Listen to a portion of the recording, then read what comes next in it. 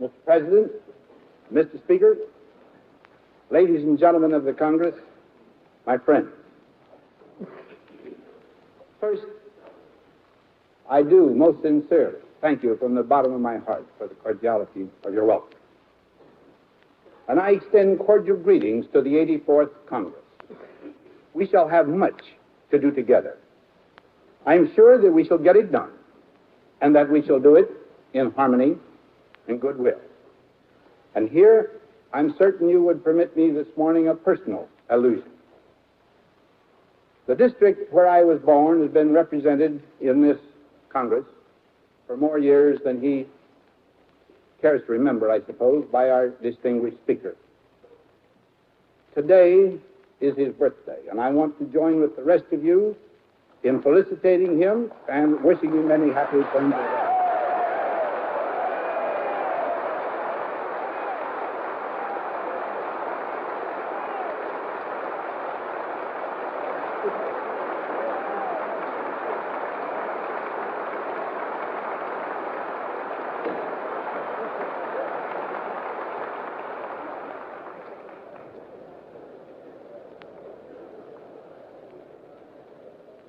Now, ladies and gentlemen, at the outset, I believe it would be well to remind ourselves of this great fundamental of our national life, our common belief that every human being is divinely endowed with dignity and with worth and inalienable rights. This faith, with its corollary, that to grow and flourish people must be free, shapes the interests and the aspirations of every American. From this deep faith have evolved three main purposes of our federal government. First, to maintain justice and freedom among ourselves and to champion them for others so that we may work effectively for enduring peace. Second, to help keep our economy vigorous and expanding, thus sustaining our international strength and assuring better jobs, better living, better opportunities for every citizen. And third, to concern ourselves with the human problems of our people so that every American may have the opportunity to lead a healthy, productive, and rewarding life. It is under these three headings that I shall present to you today, ladies and gentlemen, the thoughts that I believe appropriate to this occasion. Now, foremost among these broad purposes of government is our support of freedom, justice, peace. It is of the utmost importance, then, that each of us understand the true nature of the world struggle now taking place. It is not a struggle merely of economic theories or of forms of government or of military power. The issue is the true nature of man. Either man is the creature whom the psalmist described as a little lower than the angels, crowned with glory and honor, holding dominion over the works of his Creator, or man is a soulless, animated machine to be enslaved, used, and consumed by the state for its own glorification. It is therefore a struggle which goes to the roots of the human spirit, and its shadow falls across the long sweep of man's destiny. This prize, so precious, so fraught with ultimate meaning, is the true object of the contending forces in the world. In the past year, there has been progress justifying hope for the ultimate rule of freedom and justice in the world. Free nations are collectively stronger than at any time in recent years. Just as nations of this hemisphere in the historic Caracas and Rio conferences have closed ranks against imperialistic communism and strengthened their economic ties, so free nations elsewhere have forged new bonds of unity. Recent agreements between Turkey and Pakistan have laid a foundation for increased strength in the Middle East. With our understanding support, Egypt and Britain, Yugoslavia and Italy, Britain and Iran have resolved dangerous differences. The security of the Mediterranean has been enhanced by an alliance among Greece, Turkey, and Yugoslavia. Agreements in Western Europe have paved the way for unity to replace past divisions, which have undermined Europe's economic and military vitality. The defense of the West appears likely at last to include a free democratic Germany, participating as an equal in the councils of NATO.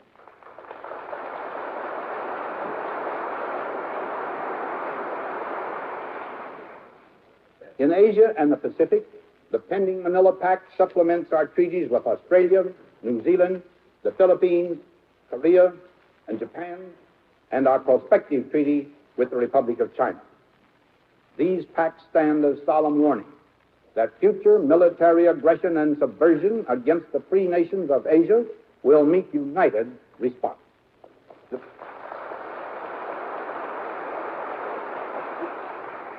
The Pacific Charter, adopted at Manila, is a milestone in the development of human freedom and self-government in the Pacific area.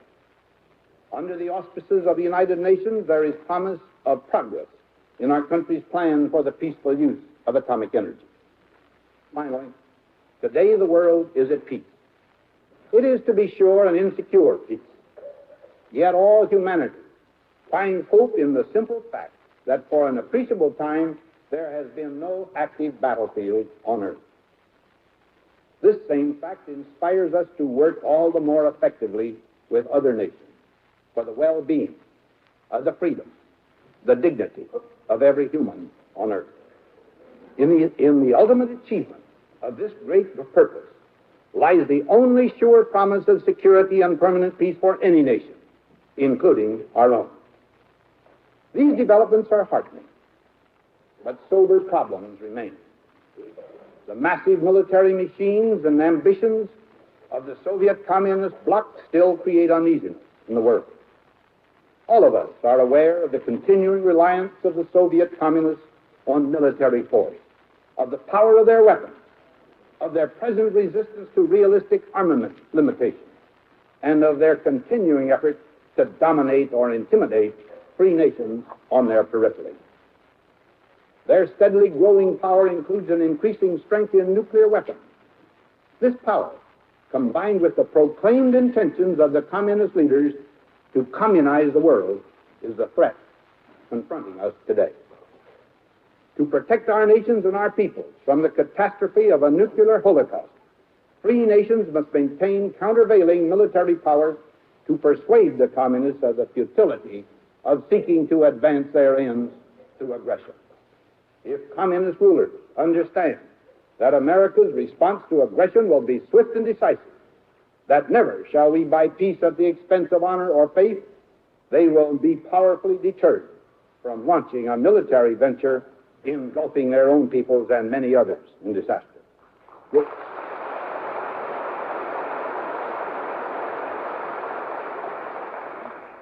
Now this, of course, is a form of world stalemate. But in this stalemate, each of us, every American, may and must exercise his high duty to strive in every honorable way for enduring peace.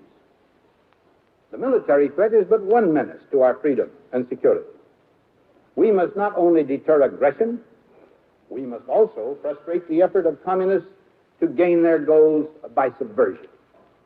To this end, free nations must maintain and reinforce their cohesion, their internal security, their political and economic vitality, and their faith in freedom. In such a world, America's course is clear. We must strengthen the collective defense under the United Nations Charter and gird ourselves with sufficient military strength and productive capacity to discourage resort to war and protect our nation's vital interests. We must continue to support and strengthen the United Nations.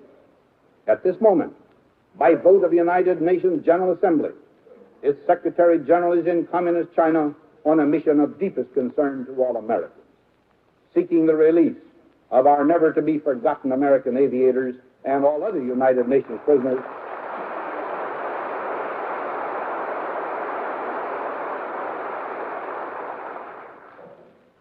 We must also encourage the efforts being made in the United Nations to limit armament and to harness the atom to peaceful use. We must expand international trade and investment and assist friendly nations whose own best efforts are still insufficient to provide the strength essential to the security of the free world. We must be willing to use the processes of negotiation whenever they will advance the cause of just and secure peace. In respect to all these matters, we must, through a vigorous information program, keep the peoples of the world truthfully advised of our actions and purposes. This problem has been attacked with new vigor during the past months. I urge that the Congress give its earnest attention to the great advantages that can accrue to our country through the successful and expanded operations of this information program. We must carry forward our educational exchange program. Now, to advance these many efforts, the Congress must act in this session on appropriations, legislation, and treaties. Today I shall mention especially our foreign, economic, and military programs. The recent economic progress in many free nations has been heartening. The productivity of labor and the production of goods and services are increasing in ever-widening areas. There is a growing will to improve the living standards of all men. This progress is important to all our people. It promises us allies who are strong and self-reliant. It promises a growing world market for the products of our mines, our factories, our farms. But only through steady effort can we continue this progress. Barriers still impede trade and the flow of capital needed to develop each nation's human and material resources. Wise reduction of these barriers is a long-term objective of our foreign economic policy, a policy of an evolutionary and selective nature, assuring broad benefits to our own and to other people. We must gradually reduce certain tariff obstacles to trade. These actions should, of course, be accomplished by a similar lowering of trade barriers by other nations, so that we may move steadily together toward economic advantage for all. We must further simplify our customs procedures. We must facilitate the flow of capital and continue technical assistance, both directly and through the United Nations. This must go to less developed countries to strengthen their independence and raise their living standards. Many another step must be taken in the free world to release forces of private initiative. On January 10th, by special message, I shall submit specific recommendations for carrying forward the legislative phases of our foreign economic policy. Our many efforts to build a better world include the maintenance of our military strength. This is a vast undertaking. Over 4 million Americans, servicemen and civilians, are on the rolls of the defense establishment. During the past 2 years, by attacking duplication and overstaffing, by improved procurement and inventory controls, by concentrating on the essentials, many billions of dollars have been saved in our defense activities. I should like to mention certain fundamentals underlying this vast program. First, I repeat that a realistic limitation of armaments and an enduring just peace remain our national goals. We maintain powerful military forces because there is no present alternative. They are forces designed for deterrent and defensive purposes, able instantly to strike back with destructive power in response to any attack. Second, we must stay alert to the fact that undue reliance on one weapon or preparation for only one kind of warfare simply invites an enemy to resort to another. We must therefore keep in our armed forces balance and flexibility adequate to our needs. Third, to keep our armed forces abreast of the advances of science, our military planning must be flexible enough to utilize the new weapons and techniques which flow ever more speedily from our research and development programs. The forthcoming military budget therefore emphasizes modern air power in the Air Force, Navy, and Marine Corps, and increases the emphasis on new weapons, especially those of rapid and destructive striking power. It seeks continuous modernization of our Army. It accelerates the Continental Defense Program and the buildup of military reserve forces. It continues a vigorous program of stockpiling strategic materials and strengthening our mobilization base. It provides for reduction of forces in certain categories and their expansion in others to fit them to the military realities of our time. These emphases in our defense planning have been made at my personal direction after long and thoughtful, even prayerful study.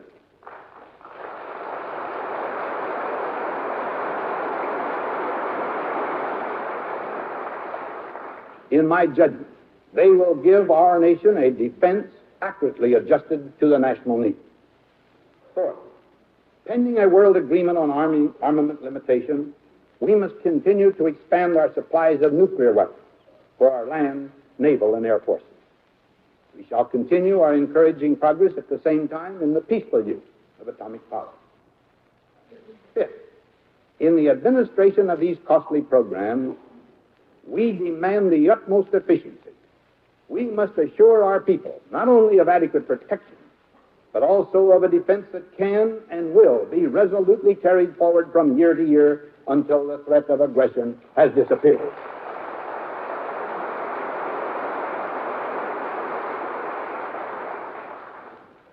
To help maintain this kind of armed strength and to improve its efficiency, I urge the enactment of several important measures. The first concerns the Selective Service Act, which expires next June 30th. For the foreseeable future, our standing forces must remain much larger than voluntary methods can sustain. We must therefore extend the statutory authority to induct men for 2 years of military service.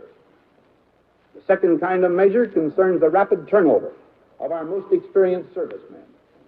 This process seriously weakens the combat readiness of our armed forces and is unnecessarily and extravagantly expensive.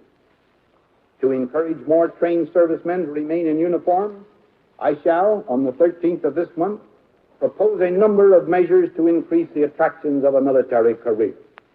These measures will include more adequate medical care for dependents, survivors' benefits, more and better housing, and selective adjustments in military pay and allowance.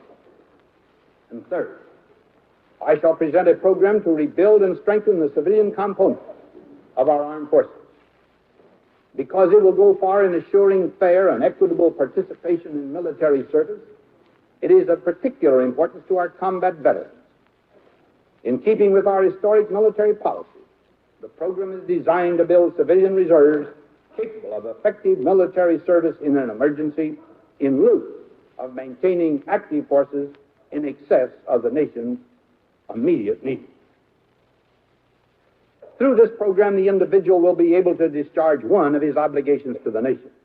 Equally, the nation will be able to discharge one of its obligations to a potential future serviceman, namely, to give him the greatest possible chance of survival in time of war. Effective defense requires continuance of our aggressive attack on subversion at home. In this effort, we have, in the past 2 years, made real progress. FBI investigations have been reinforced by a new internal security division in the Department of Justice. The security activities of the Immigration and Naturalization Service have been revitalized. An improved security system is in effect throughout the government. The Department of Justice and the FBI have been armed with new legal weapons forged by the 83rd Congress. We shall continue to ferret out and to destroy communist subversion. We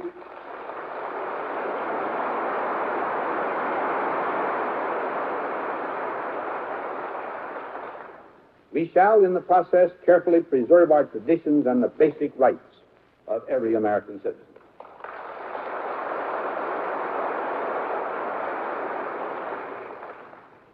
Our civil defense program is also a key element in the protection of our country.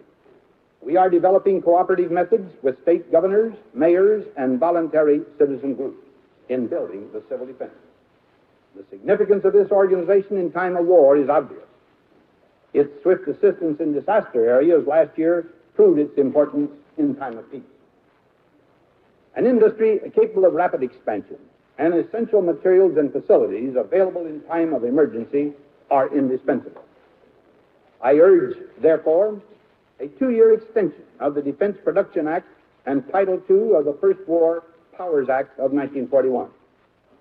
These are cornerstones of our program for the development of an adequate mobilization base.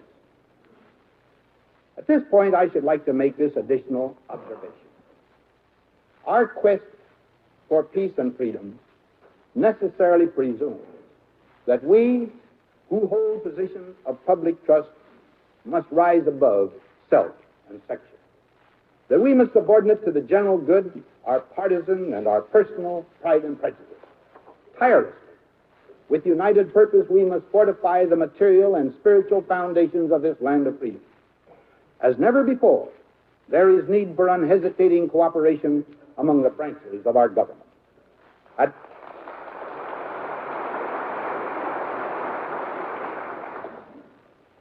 this time, the executive and legislative branches are under the management of different political parties.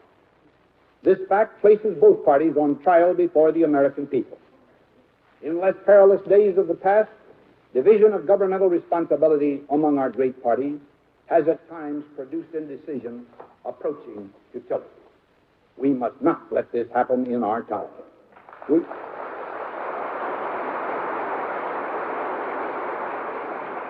We must avoid a paralysis of the will for peace and international security. Now, in the traditionally bipartisan areas, military security and foreign relations, I can report to you that I have already, with the present leaders of this Congress, exchanged assurances of unreserved cooperation. Yet the security of our country requires more than maintenance of military strength and success in foreign affairs. These vital matters are in turn dependent upon concerted and vigorous action in a number of supporting programs. I say, therefore, to the 84th Congress, in all areas basic to the strength of America, there will be, to the extent I can assure them, cooperative, constructive relations between the executive and legislative branches of this government. Let the general good be our yardstick on every great issue of our time.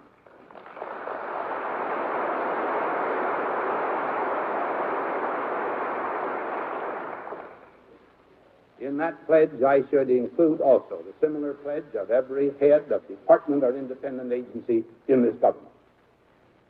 Our efforts to defend our freedom and to secure a just peace are, of course, inseparable from the second great purpose of our government, to help maintain a strong, growing economy. An economy vigorous and free, in which there are ever-increasing opportunities, just rewards for effort, and a stable prosperity that is widely shared. In the past 2 years, many important governmental actions helped our economy adjust to conditions of peace. Controls were removed from wages, prices, and materials. Tax revisions encouraged increased private spending and employment. Federal expenditures were sharply reduced, making possible a record tax cut. These actions, together with flexible monetary and debt management policies, helped to halt inflation and stabilize the value of the dollar. A program of partnership in resource development was begun. Social security and unemployment insurance laws were broadened. New laws started the process of balancing farm production with farm markets. Shipbuilding and stockpiling programs strengthened key sectors of the economy while improving our mobilization base. A new housing law brought impressive progress in an area fundamental to our economic strength and closed loopholes in the old law that permitted dishonest manipulation. Many of these programs are just beginning to exert their stimulating effect upon the whole economy and upon specific communities and industries throughout the country. 1954 was one of the most prosperous years in our history. Business activity surges with new strength. Production is rising. Employment is high.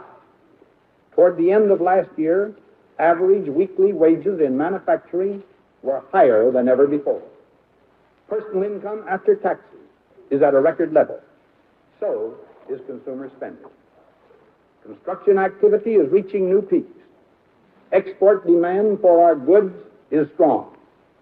State and local government expenditures on public works are rising. Savings are high and credit is readily available. So today, the transition to a peacetime economy is largely behind us. The economic outlook is good. Now, the many promising factors I have mentioned do not guarantee sustained economic expansion, but they do give us a strong position from which to carry forward our economic growth. If we as a people act wisely, our annual national output can rise within a decade from its present level of about $360 billion to $500 billion, measured in dollars of stable buying power.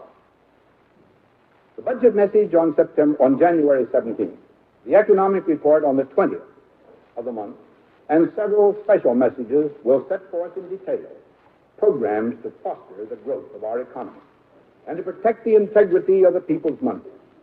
Today I discuss these only in general terms.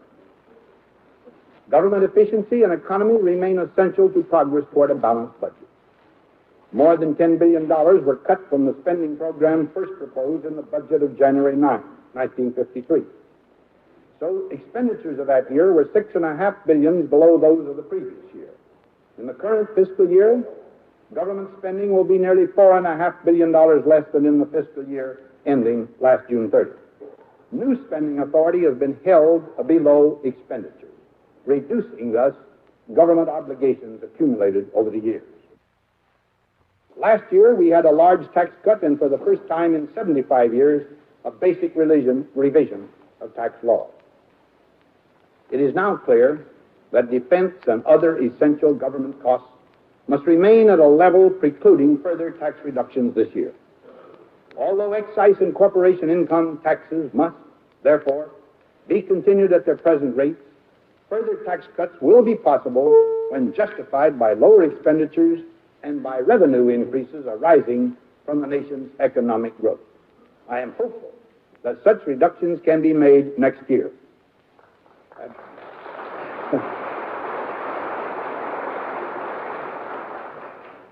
At the foundation of our economic growth are the raw materials and energy produced from our minerals and fuels, lands and forests, and water resources. With respect to them, I believe that the nation must adhere to three fundamental policies. First, to develop, wisely use, and to conserve basic resources from generation to generation. Second, to follow the historic pattern of developing these resources primarily by private citizens under fair provisions of law, including restraints for proper conservation.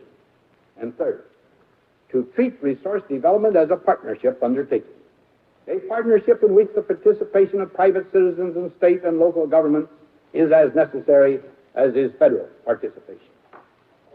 This policy has encouraged local public bodies and private citizens to plan their own power sources. Increasing numbers of applications to the Federal Power Commission to conduct surveys and prepare plans for power development are evidence of local response. The federal government and local and private organizations have been encouraged to coordinate their development. This is important because federal hydroelectric developments supply but a very small fraction of the nation's power needs. Such partnership projects as Priest Rapids in Washington, the Coosa River development in Alabama, the Markham Ferry in Oklahoma already have the approval of this Congress. This year, justifiable projects of a similar nature will again have administration support. Now, of course, the federal government must shoulder its own partnership obligations by undertaking projects of such complexity and size that their success requires federal development. In keeping with this principle, I again urge the Congress to approve the development of the upper Colorado River Basin to conserve and assure better use of precious water essential to the future of the West. In addition, the 1956 budget will recommend appropriations to start 6 new reclamation projects and more than 30 new Corps of Engineer projects of varying size. Going projects and investigations of potential new resource developments will be, of course, continued. A great need in this broad field is a nationwide comprehensive water resources policy firmly based in law. Such a policy is under preparation and when completed will be submitted to the Congress for its consideration. Continued vigilance will be maintained over our fisheries, wildlife resources, the national parks and forests, and the public lands. And we shall continue to encourage an orderly development of the nation's mineral resources. A modern highway system is essential to meet the needs of our growing population, our expanding economy, and our national security. We are accelerating our highway improvement program under existing state and federal laws and authorizations. But this effort will not, in itself, assure our people of an adequate system. This problem has been carefully considered by the Conference of State Governors and by a special advisory committee on a national highway program, composed of leading private citizens. I have received the recommendations of the Governor's Conference and will shortly receive the views of the special committee. Aided by their findings, I plan to submit on January 27th recommendations which will meet our most pressing national highway needs. In further recognition of the importance of transportation to our economic strength and security, the administration, through a cabinet committee, is thoroughly examining existing federal transportation policies to determine their effect on the adequacy of transportation services. This is the first such comprehensive review ever undertaken directly by the executive branch of the government in modern times. We are not only examining major problems facing the various modes of transport, we are also studying closely the interrelationships of civilian and government requirements for transportation. Legislation will be recommended to correct such policy deficiencies as we find. The nation's public works activities are tremendous in scope. It is estimated that more than $12 billion will be expended in 1955 for the development of land, water, and other resources, control of floods, navigation and harbor improvements, construction of roads, schools, and municipal water supplies, and disposal of domestic and industrial waste. Many of the federal, state, and local agencies responsible for this work are highly efficient. But public works activities are closely interrelated and have a substantial influence on the growth of the country. Moreover, in times of threatening economic contraction, they may become a valuable sustaining force. Efficient planning and execution of the nation's public works require the coordination of federal activities and effective cooperation with state and local governments.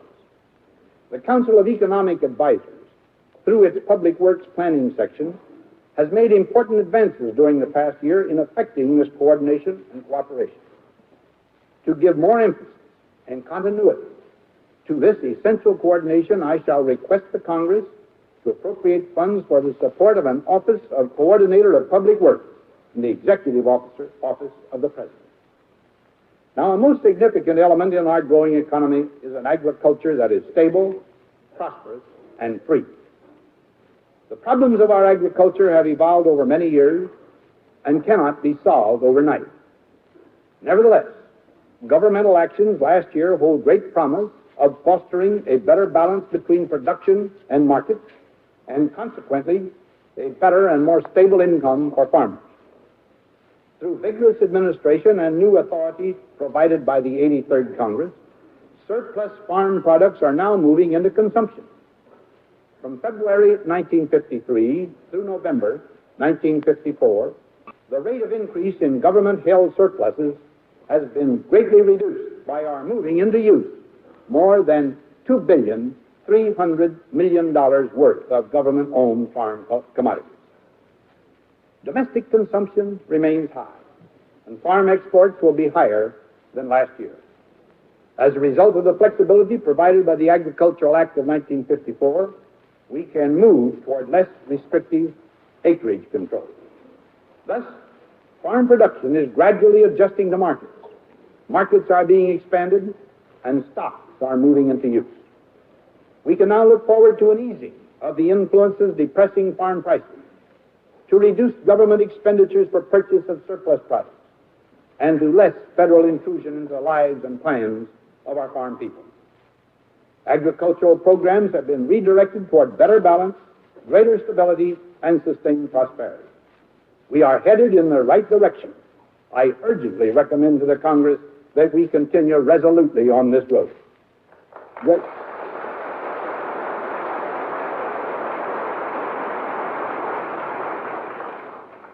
Greater attention must be directed to the needs of low-income farm families. 28% of our farm operator families have net cash incomes of less than $1,000 per year. I shall later submit recommendations designed to assure the steady alleviation of their most pressing concerns. Because drought also remains a serious agricultural problem, I shall recommend legislation to strengthen federal disaster assistance programs. This legislation will seek an improved appraisal of need, better adjustment of the various programs to local conditions, and a more equitable sharing of costs between the states and the federal government. The prosperity of our small business enterprises is an indispensable element in the maintenance of our economic strength. Creation of the Small Business Administration and tax laws facilitating small business expansion are but two of the many steps the government has taken to encourage smaller enterprises. I recommend that the Congress extend the Small Business Act of 1953, now due to expire next June. We come now to the third great purpose of our government, its concern for the health, productivity, and well-being of all our people. Every citizen wants to give a full expression to his God-given talents and abilities and to have the recognition and respect accorded under our great traditions. Americans want a good standard of living, not simply to accumulate possessions, but to fulfill a legitimate aspiration for an environment in which their families may live meaningful and happy lives.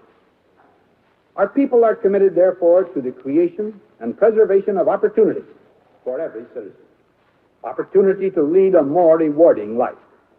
They are equally committed to the alleviation of unavoidable misfortune and distress among their fellow citizens. The aspirations of most of our people can best be fulfilled through their own enterprise and initiative without government interference. This administration, therefore, follows two simple rules. First, the federal government should perform an essential task in this field only when it cannot otherwise be adequately performed. And second, in performing that task, our government must not impair the self-respect, the freedom, and the incentive of the individual. So long as these two rules are observed, the government can and must fully meet its obligations without creating a dependent population or a domineering bureaucracy.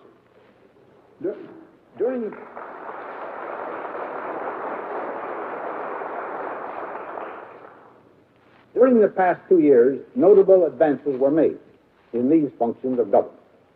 Protection of old age and survivors insurance was extended to an additional 10 million of our people by action of Congress.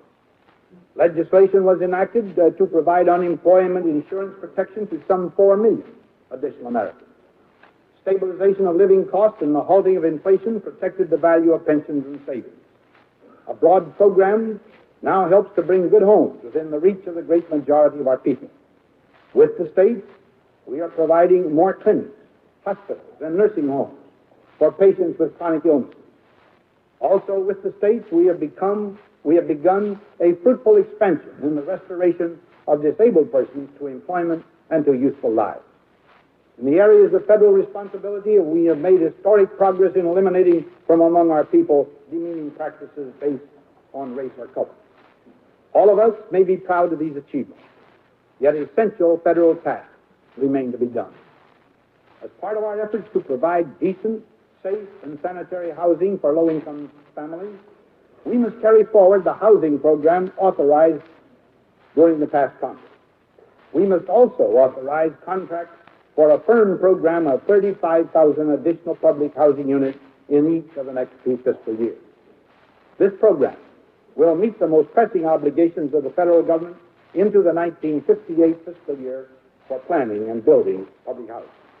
By that time, the private building industry, aided by the Housing Act of 1954, will have had the opportunity to assume its full role in providing adequate housing for low-income families.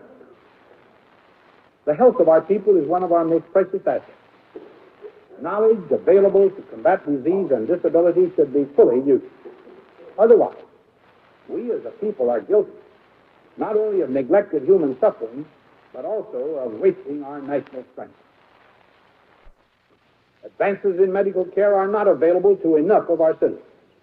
Our nation must do more to reduce the impact of accidents and disease. Two fundamental problems confront us. First, high and ever-rising costs of health services. Second, serious gaps and shortages in those services. By special message of January 24, I shall propose a coordinated program to strengthen and improve existing health services. This program will continue to reject socialized medicine. It will emphasize individual and local responsibility. Under it, the federal government will neither dominate nor direct, but it will serve as a helpful partner. The recommendations will include a federal health reinsurance service to encourage the development of better voluntary health insurance coverage by private organizations. I shall recommend measures to improve the medical care of that group of our citizens who, because of need, receive federal, state public assistance. To reduce the gaps in medical service, I shall propose new measures to facilitate construction of needed health facilities and help reduce shortages of trained health personnel. Vigorous steps to combat the misery and national loss involved in mental illness. Improved services for crippled children and for maternal and child health. Better consumer protection under our existing pure food and drug laws. And finally, strengthen programs to combat the increasingly serious pollution of our rivers and streams and the growing problem of air pollution. Last year's expansion of Social Security coverage and the new program of improved medical care for public assistance recipients together suggest modification of the formula for federal sharing in old age assistance payments. I recommend modification of the formula where such payments will, in the future, supplement benefits received under the old age and survivors insurance system. It is the right of every American from childhood on to have access to knowledge. The education of all our citizens is therefore imperative to the maintenance and invigoration of America's free institutions. Today, we face grave educational problems. Up-to-date analyses of these problems and their solutions are being carried forward through the individual state conferences and the White House conferences to be completed this year. However, such factors as population growth, additional responsibility of schools, and increased and longer school attendance have produced an unprecedented classroom shortage.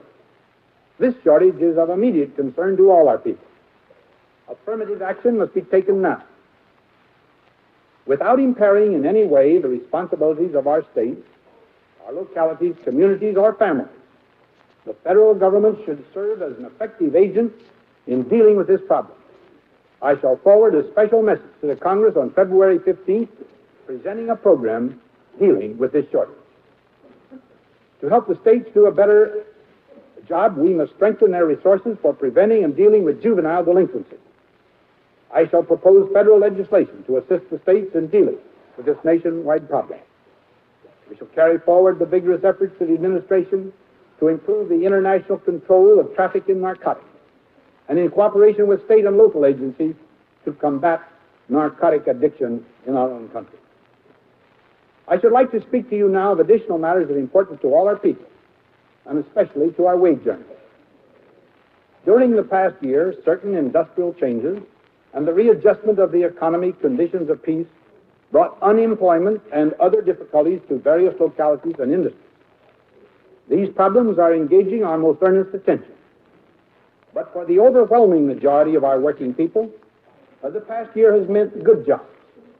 Moreover, the earnings and savings of our wage earners are no longer depreciating in value. Because of cooperative relationships between labor and management, fewer working days were lost through strikes in 1954 than in any year in the past decade. The outlook for our wage earners can be made still more promising by several legislative actions. First, in the past 5 years, we have had economic growth which will support an increase in the federal minimum wage. In the light of present economic conditions, I recommend its increase to 90 cents an hour. I also recommend that many others, at present excluded, be given the protection of a minimum wage. Second, I renew my recommendation of last year for amendment of the Labor Management Relations Act of 1947 to further the basic objectives of that statute. I especially called the attention of Congress amendments dealing with the right of economic strikers to vote in representation elections and the need for equalizing the obligation under the Act to file disclaimers of communist affiliation. Third, the administration will propose other important measures, including occupational safety, workmen's compensation for longshoremen and harbor workers, and the 8-hour laws applicable to federal contractors.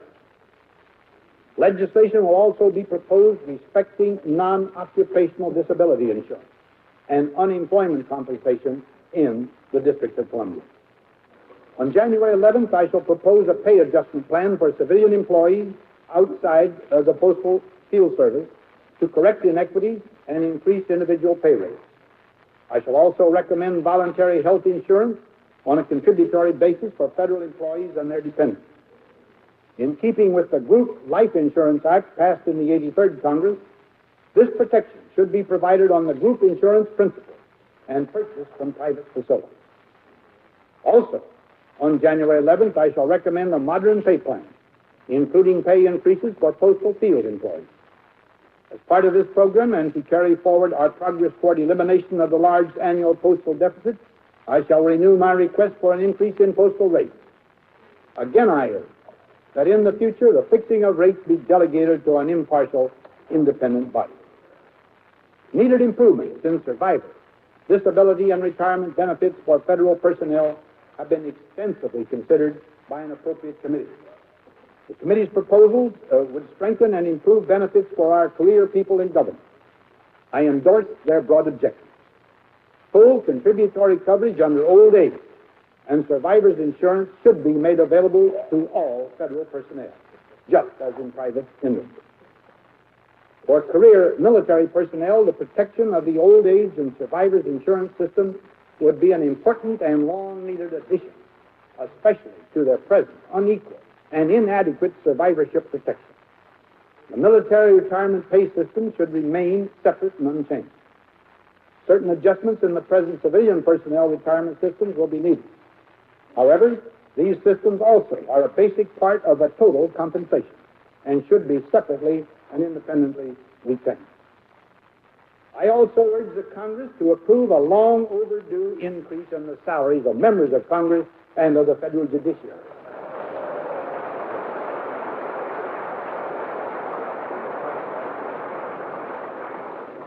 And in my opinion, this raise should be substantial because I believe it should be to a level commensurate with their heavy responsibilities. Our concern for the individual in our country requires that we consider several additional problems. We must continue the program to help our Indian citizens improve their lives and make their full contribution to national life. 2 years ago, I advised the Congress of injustices under existing immigration laws. Through humane administration, the Department of Justice is doing what it legally can to alleviate hardship. Clearance of aliens before arrival has been initiated, and except for criminal offenders, the imprisonment of aliens awaiting admission or deportation has been stopped. Certain provisions of law, however, have the effect of compelling action in respect to aliens which are inequitable in some instances and discriminatory in others.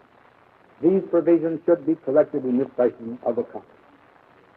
As the complex problems of Alaska are resolved, that territory should be expected to achieve status. In the meantime, there is no justification for deferring the admission to status of Hawaii. I again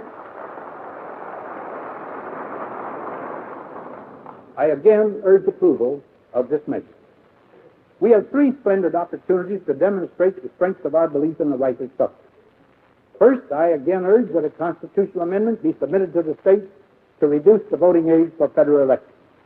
Second, I renew my request that the principle of self-government be extended and the right of suffrage granted to the citizens of the District of Columbia. Third, I again recommend that we work with the states to preserve the voting rights of citizens in the nation's services overseas. In our determination to keep faith with those who in the past have met the highest call of citizenship, we now have under study the system of benefits for veterans and for surviving dependents of deceased veterans and servicemen. Studies will be undertaken to determine the need for measures to ease the readjustment to civilian life of men required to enter the armed forces for 2 years of service.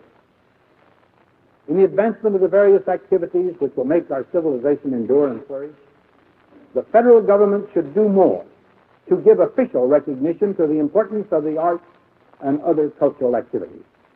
I shall recommend the establishment of a federal advisory commission on the arts within the Department of Health, Education, and Welfare to advise the federal government on ways to encourage artistic and cultural endeavor and appreciation.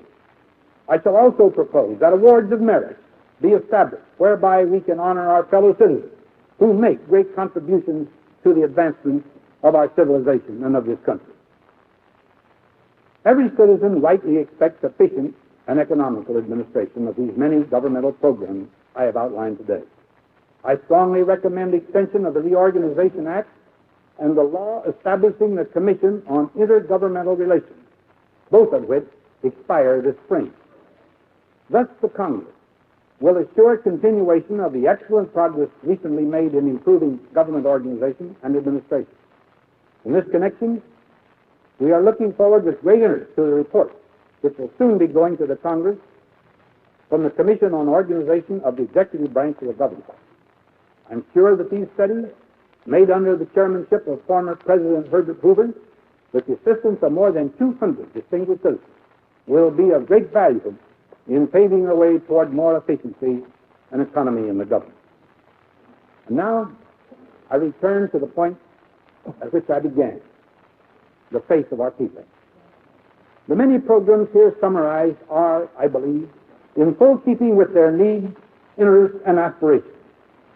The obligations upon us are clear: to labor earnestly, patiently, prayerfully, for peace, for freedom, for justice throughout the world. To keep our economy vigorous and free, that our people may lead fuller, happier lives. To advance, not merely by our words, but by our acts, the determination of our government that every citizen shall have opportunity to develop to his fullest capacity. As we do these things, before us is a future filled with opportunity and with hope. That future will be ours if, in our time, we keep alive the patience, the courage, the confidence in tomorrow, the deep faith of the millions who in years past made and preserved us, this nation. A decade ago, in the death and desolation of European battlefields, I saw the courage and resolution. I felt the inspiration of American youth. In these young men, I felt America's buoyant confidence and irresistible will to do. In them, I saw, too, a devout America, humble before God. And so I know, in my heart, and I believe that all Americans know, that despite the anxieties of this divided world, our faith and the cause in which we all believe will surely prevail. And now, my friends, my apologies for the length of this address, and thank you for your great courtesy.